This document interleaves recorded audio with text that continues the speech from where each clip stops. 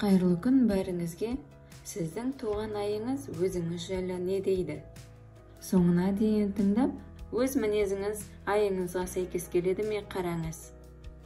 Қыздар үшін қаңтар, сүйкімді, қырсық, ақкөңіл.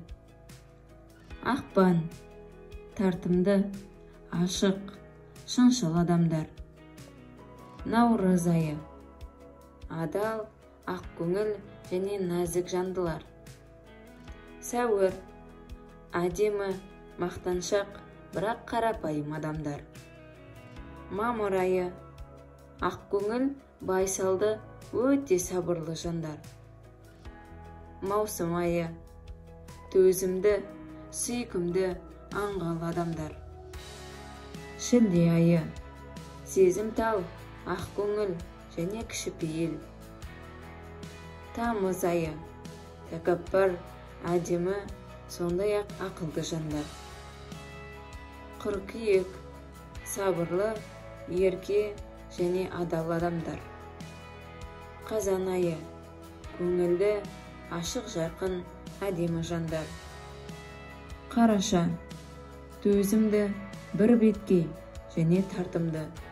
Желтоқсан, шыншыл, қарапайым әрі тұйық жандар.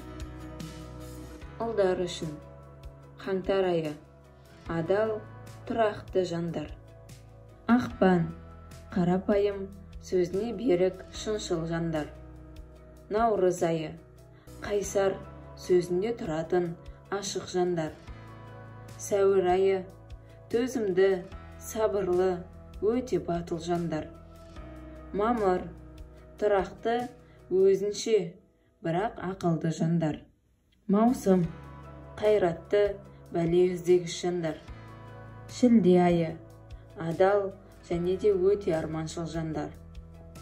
Тамыз, өте қырсық, батыл жандар. Қыркүйек, байсалды, ақ көңіл, өте көңілді жүретін жандар. Қазан айы, қарапайым, ақылды және де сөзіне берік жандар. Қараша айы, өзінше, бірақ шыншыл жандар. Ал желтоқсан айында туылған жандар салмақты, бір беткей жандар. Ал сіз қай айда дүниеге келдіңіз? Мінезіңізбен сәйкес келеді ме? Пікірге жаза кетіңіз.